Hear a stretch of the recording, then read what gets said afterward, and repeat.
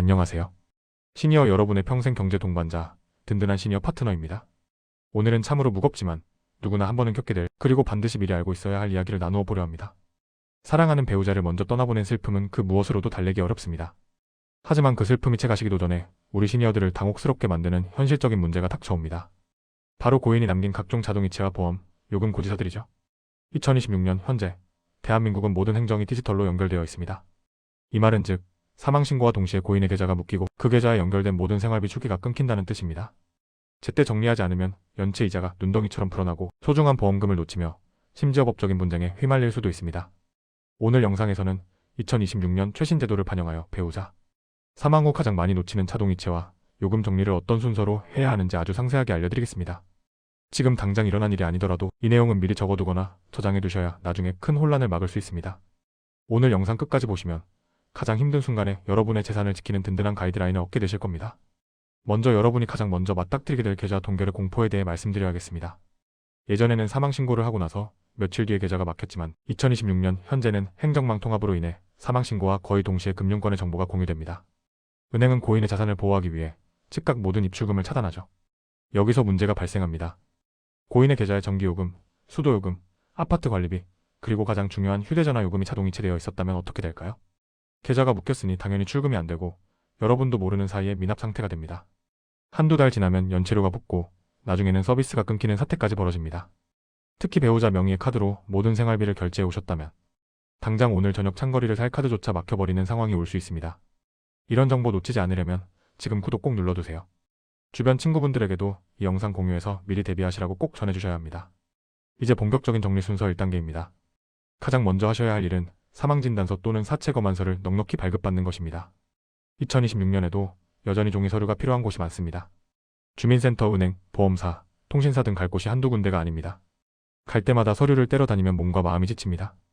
처음에 병원에서 10부에서 15부 정도 넉넉히 챙겨두시는 것이 시간을 버는 길입니다. 그 다음 한개월 이내에 반드시 안심상속 원스톱 서비스를 신청하십시오. 2026년부터 이 서비스가 대폭 강화되어 단순히 예금과 대출뿐만 아니라 고인이 가입했던 각종 OTT 구독 서비스, 상조 서비스, 심지어는 사용하지 않은 포인트까지 20종 이상의 재산을 한 번에 조회할 수 있게 되었습니다. 정부24 홈페이지에서 온라인으로 신청하거나 가까운 구청, 동주민센터에서 신청 가능합니다. 이 결과를 받아보는데 보통 일주일 정도 걸리는데 이 결과지를 손에 쥐어야 비로소 무엇을 해지하고 무엇을 승계할지 지도가 그려집니다. 2단계는 생활요금의 명의 변경입니다. 안심상속 서비스 결과를 기다리는 동안에도 고지서는 날아옵니다. 특히 전기, 수도, 가스 요금은 집을 비우지 않는 이상 계속 발생하죠. 많은 분이 계좌만 본인 것으로 바꾸면 된다고 생각하시는데 명의 자체를 생존해 계신 분으로 바꾸는 명의 변경이 우선입니다. 한국전력 123 지역 도시가스 회사에 전화해서 배우자 사망 사실을 알리고 명의를 이전하십시오. 이때 중요한 팁 하나 드립니다. 2026년 개편된 복지정책에 따라 홀로 남게 된 시니어가 기초연금 수급자이거나 일정 소득 이하라면 취약계층 에너지 할인을 명의 변경과 동시에 신청할 수 있습니다. 슬픔에 잠겨 놓치기 쉬운 혜택이지만 매달 나가는 고정비를 줄이는 데 큰 도움이 됩니다. 아파트 관리비 역시 관리사무소에 방문하여 입주자 대표 명의를 변경하고 자동이체 계좌를 본인 것으로 새로 등록하셔야 합니다. 3단계는 가장 까다로운 휴대전화와 유선방송 정리입니다. 요즘은 휴대전화가 단순한 전화기가 아니죠. 각종 본인 인증의 수단입니다. 배우자 명의의 휴대전화를 덥석 해지해버리면 나중에 고인의 금융거래를 처리할 때 본인 인증이 안 되어 곤란을 겪는 경우가 많습니다. 그래서 일단은 가족 명의 승계를 먼저 고려하시되 만약 쓰실 분이 없다면 모든 금융 업무를 마친 뒤 마지막에 해지하시는 것이 정석입니다. 2026년 기준 통신사들은 사망으로 인한 해지 시 위약금을 전액 면제해줍니다. 단, 기계 할부금이 남아있다면 이는 상속인이 갚아야 할 빚이 되므로 미리 확인하셔야 합니다. 유선방송이나 인터넷도 마찬가지입니다. 약정기간이 남았더라도 사망 증빙 서류를 제출하면 위약금 없이 정리가 가능하니 상담원이 위약금 내야 한다고 하면 당당하게 사망으로 인한 해지임을 밝히고 면제받으십시오. 여기서 아주 중요한 주의사항 하나 말씀드립니다. 배우자가 돌아가신 직후 장례비가 급하다고 고인의 카드로 돈을 인출하거나 계좌에서 이체하는 분들이 계십니다. 2026년 법원 판례와 세무당국의 기준은 매우 엄격합니다. 다른 상속인 자녀 등의 동의 없이 고인의 돈을 인출하면 나중에 상속재산 협의에서 큰 분쟁이 생길 수 있고 심지어는 상속을 승인한 것으로 간주되어 고인의 빚까지 몽땅 떠안아야 하는 상황이 올 수 있습니다. 장례비가 필요하다면 가급적 본인의 자산으로 먼저 처리하고 나중에 상속 절차를 거쳐 정산받으시는 것이 법적으로 가장 안전합니다. 이런 복잡한 절차를 혼자 고민하지 마세요. 이런 정보 놓치지 않으려면 지금 구독 꼭 눌러두세요. 4단계는 보험금 청구와 숨은 보험금 찾기입니다. 고인이 가입한 보험이 무엇인지 다 알고 계신가요? 생각보다 배우자 몰래 들어둔 보험이나 예전에 가입하고 잊어버린 보험이 많습니다. 내 보험 찾아주기 서비스를 통해 고인의 모든 보험 내역을 확인하십시오. 특히 2026년부터는 상속인 보험금 간편 청구 제도가 시행되어 소액 보험금의 경우 복잡한 서류 없이도 모바일로 빠르게 지급받을 수 있습니다. 여기서 놓치지 말아야 할 것이 사망보험금뿐만이 아닙니다. 고인이 생전에 암이나 심혈관 질환으로 투병하셨다면 미처 청구하지 못한 실비보험금이나 진단비가 남아있을 확률이 매우 높습니다. 보험금 청구권은 보통 3년이 지나면 소멸하므로 반드시 이 기간 내에 챙기셔야 합니다. 또한 자동차 보험의 경우 배우자가 운전하셨다면 즉시 보험사에 연락해 차량 매각이나 명의 변경 전까지 사고 대처를 어떻게 해야 하는지 상담받으셔야 합니다. 실제 사례를 하나 들려드리겠습니다. 대구에 사시는 70대 이모 어르신은 작년에 남편분을 먼저 보내셨습니다. 경황이 없어 남편 명의의 자동이체를 그대로 두셨는데 남편 계좌가 정지되면서 휴대전화 요금이 3개월간 미납되었습니다. 나중에 자녀들이 확인해보니 연체료가 붙은 것은 물론이고 남편 명의로 가입되어 있던 정수기 렌털 비용까지 줄줄이 연체되어 신용정보회사에서 독촉장이 날아왔습니다. 이 어르신은 남편이 죽었는데 왜 나한테 독촉을 하느냐며 울먹이셨지만 법적으로 상속 절차를 밟지 않고 방치하면 이런 불편한 상황이 계속됩니다.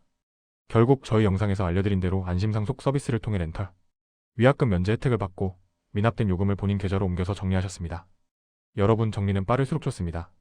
슬픔은 나누되 행정 처리는 단호하고 정확하게 하셔야 합니다. 5단계는 구독 서비스와 멤버십 정리입니다. 요즘 시니어분들도 유튜브 프리미엄이나 넷플릭스 같은 영상 서비스를 많이 보시죠? 고인이 즐겨보시던 이런 유료 서비스들은 사망 신고를 해도 자동으로 해지되지 않는 경우가 많습니다. 해외 서비스의 경우 국내 행정망과 연결되어 있지 않기 때문입니다. 고인의 휴대전화를 확인하여 매달 정기적으로 결제되는 항목이 있는지 꼭 보십시오.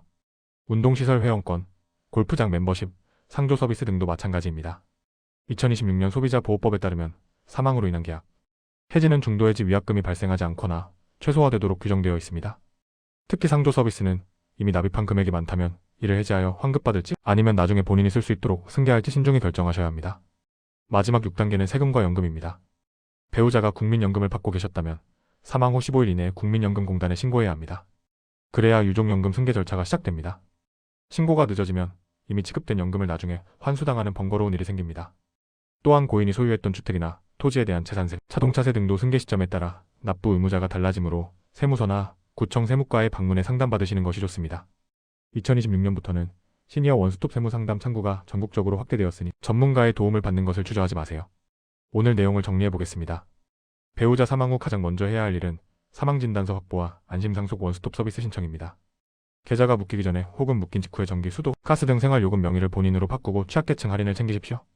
휴대전화는 금융 정리가 끝날 때까지 유지하시되 통신비 연체를 막아야 합니다. 보험금은 청구 소멸 시효 3년 내에 반드시 찾아가시고 해외 구독 서비스나 렌털 비용이 고인의 계좌에서 빠져나가지 않는지 체크하십시오. 이 모든 과정이 버겁고 힘들 수 있습니다. 하지만 하나씩 차근차근 정리하는 것이 떠나간 배우자에 대한 예우이자 홀로 남은 여러분의 삶을 든든하게 지키는 방법입니다. 사랑하는 시니어 여러분, 배우자와의 이별은 인생에서 가장 큰 시련입니다. 그 무거운 짐을 혼자 다 지려하지 마세요. 자녀들과 상의하시고 국가가 제공하는 원스톱 서비스를 적극 활용하십시오. 저희 든든한 시니어 파트너는 여러분이 가장 힘들 때 기댈 수 있는 경제적 지팡이가 되어드리겠습니다. 오늘 알려드린 이 정리 순서가 여러분의 슬픈 마음을 조금이나마 덜어주고 실질적인 재산을 지키는데 도움이 되었기를 진심으로 바랍니다. 오늘 영상이 도움되셨다면 주위 분들에게도 꼭 알려주세요. 이런 정보는 탁 치기 전에 알고 있어야 당황하지 않습니다.